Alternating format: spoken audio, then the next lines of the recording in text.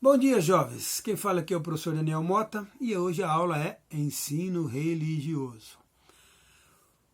Falar de religião, falar de ensino religioso. Então, na verdade, isso na verdade é sacanagem do Mota, né? Quando nós falamos, ou quando nós trabalhamos a ideia do ensino religioso, nós trabalhamos a ideia que não é apresentar uma doutrinação ao aluno, que tal religião é melhor, aquela outra é pior. Não. A função do ensino religioso não é essa, tá? A função da aula do ensino religioso é apresentar a dinâmica e os conceitos e a estrutura da religião. Apresentar como funciona a religião, quais que são as características positivas dela.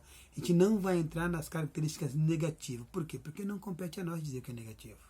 Nem tampouco a minha pessoa como professor. Tá? O compete é o seguinte, olha, nós dizemos, ó, tal religião funciona assim, a relação com o sagrado é assim, a sua estrutura é assim, a sua dinâmica é assim, o seu código de conduta, o seu livro sagrado funciona assim. Essa é a função do ensino religioso. E não tem nada de mais conhecer, saber conhecer para respeitar. Esse talvez seja um dos maiores motivos do ensino religioso hoje para nossas crianças. Não é para levá-los a ter uma religião. Até pode, quem quiser optar por uma religião, que teve uma aula com a gente lá e conhecer, fique à vontade. Mas é muito importante você apenas saber. Esse é o nosso papel. Se você vai ser religioso ou não vai, não quer ser, problema não. É a ideia de desenvolver o respeito entre as religiões, que talvez isso seja o mais sagrado que nós temos da humanidade, é o respeito. E a pergunta é, o que é religião? Tá. Religião é um termo que vem do latim, religio, que tem o sentido de religar.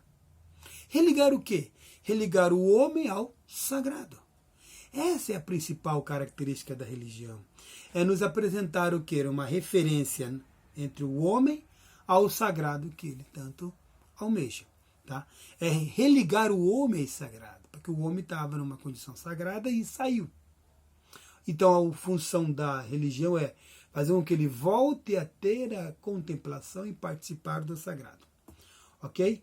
A religião surgiu então aproximadamente 10 mil a 5 mil anos atrás, no período neolítico e paleolítico, que os primeiros hominídeos começaram a perceber os elementos da natureza.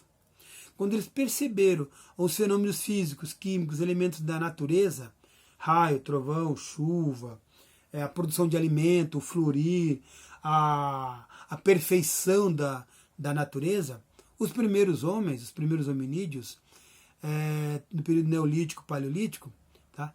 Eles perceberam que tinham um vínculo com algo divino.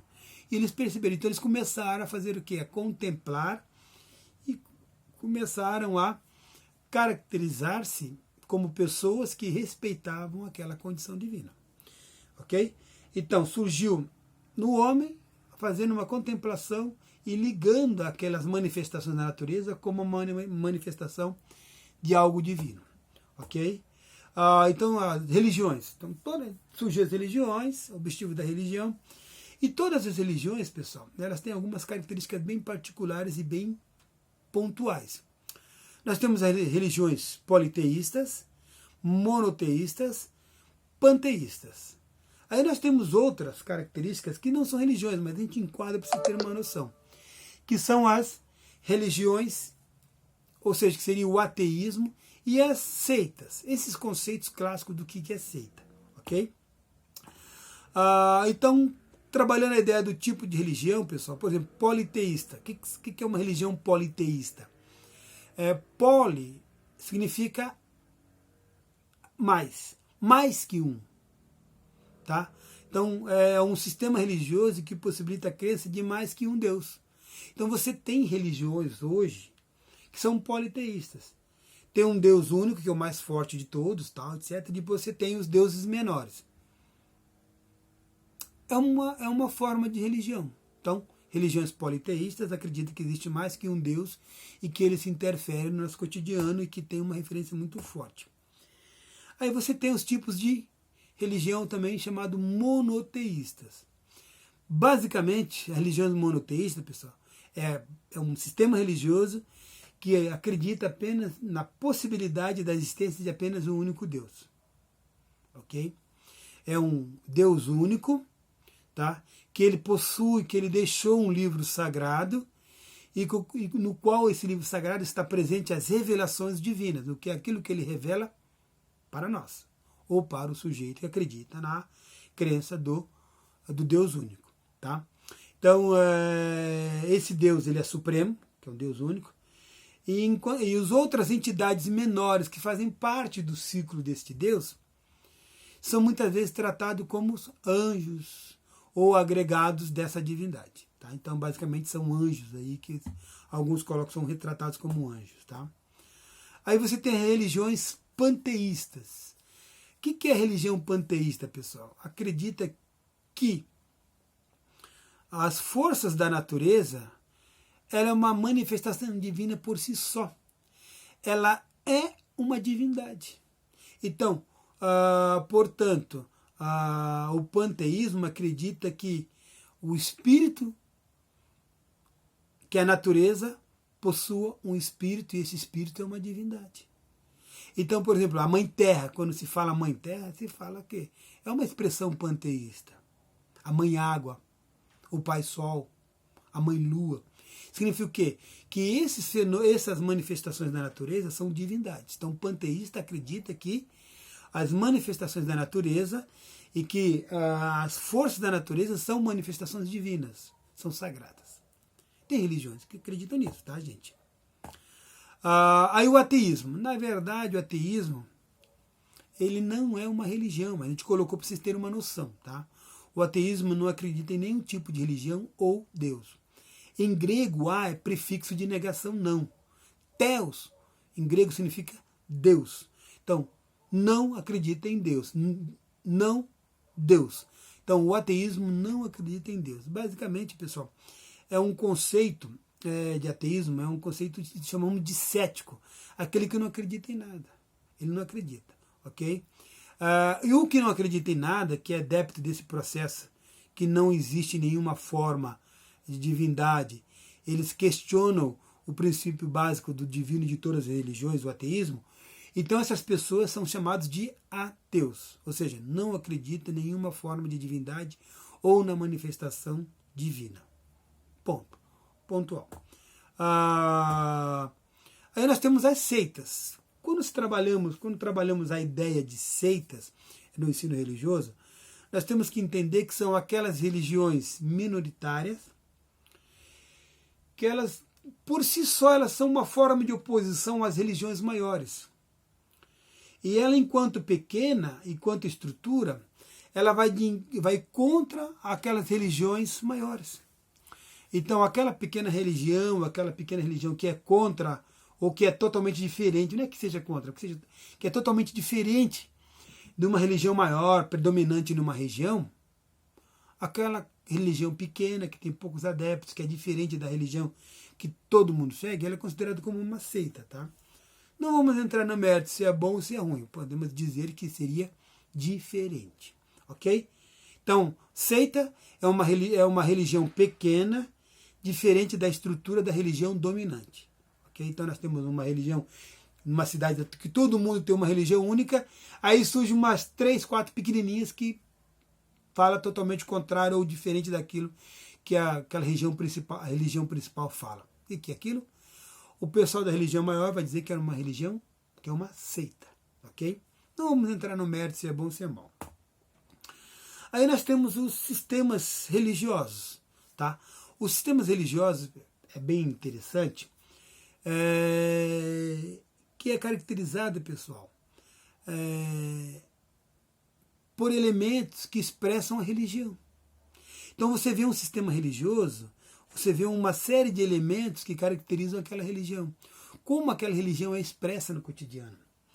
Então, alguns aspectos bem interessantes que as religiões têm. Em primeiro lugar, ela tem caráter público. Ou seja, ela tem de ser uma coisa que está aberta às pessoas. Todo mundo tem acesso. Ela tem um sistema de hierarquia, ou seja, de uma estrutura de ordem. Então você tem, chamamos de hierarquias clericais, clérigos, ou seja, você tem um líder religioso e você vem descendo a escala, ok? Aí eles têm uma característica também que eles têm que ter uma reunião regular, ou seja, tem reuniões. Nós vamos nos reunir para estudar, para trabalhar as ideias e fomentar os estudos da religião específica de estudo. Tá? Ele estabelece um limite do profano e sagrado, aquilo ali é sagrado, aquilo ali você não faça, que é profano. Tá? Não vou fazer aquilo, não vou fazer aquilo outro, porque aquilo ali é contra a minha religião. Quando você fala dessa forma, é a diferença entre o sagrado e o profano. O que é o profano? É aquilo que vai contra aquilo que eu acredito que seja sagrado. Tá? E todas as religiões têm uma coisa interessante, que é a sacralização de locais, ou seja, deixar locais sagrados.